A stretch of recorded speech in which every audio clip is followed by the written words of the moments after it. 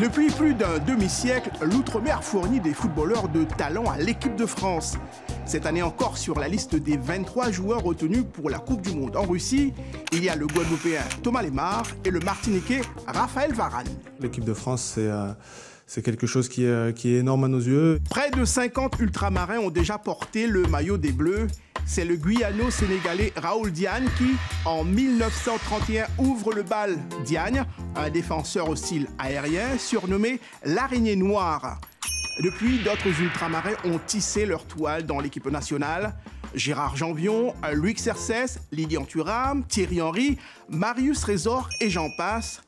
Des noms pour écrire la grande histoire de la France du football, comme cette mémorable reprise de volée contre l'Allemagne en 1982.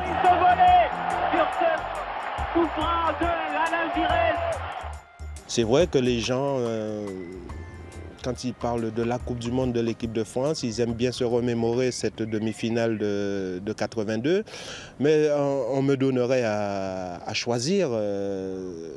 Je pense que j'aurais préféré être en 98 et champion du monde que de m'arrêter à un match de référence de 82. Marius Trésor a inspiré la génération de joueurs qui ont contribué à hisser la France au sommet du football mondial en 1998. Ils sont 5 ultramarins à œuvrer pour ce sacre. Parmi eux, le défenseur Lilian Thuram, buteur providentiel, héros de la demi-finale face à la Croatie. 12 juillet 98, de Paris à Papeete, en passant par Cayenne et Saint-Denis de la Réunion, la France, dans toute sa grandeur et sa diversité, est championne du monde de football. Magnifique! En Calédonie, on faisait plutôt un bisou à Carambeu, la passion jusqu'au vertige. Et que je veux dire vive la France! Un exploit qui nourrit des ambitions bien au-delà du football masculin ultramarin.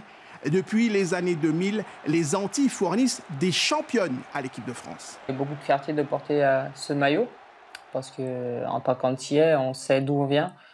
Et je sais que les efforts que j'ai fournis pour arriver là, après quand on atteint l'équipe de France A, encore plus de bonheur. Là, l'émotion est multipliée par 2, voire par 3, voire par 5 même. La région Antilles-Guyane a jusqu'ici fourni le gros du contingent ultramarin des Bleus.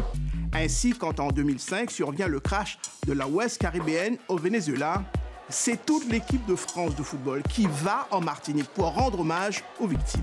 Oh, c'était quelque chose de fort. Pour nous, les joueurs, voilà, c'était une fierté parce que bon, je pense que l'équipe de France ne s'arrête pas qu'en métropole. Les Antilles, mais aussi la Nouvelle-Calédonie de Carambeu et la Réunion de Dimitri Payet. Entre les Outre-mer et l'équipe de France de football, c'est une histoire de ferveur et de passion qui est loin d'être terminée.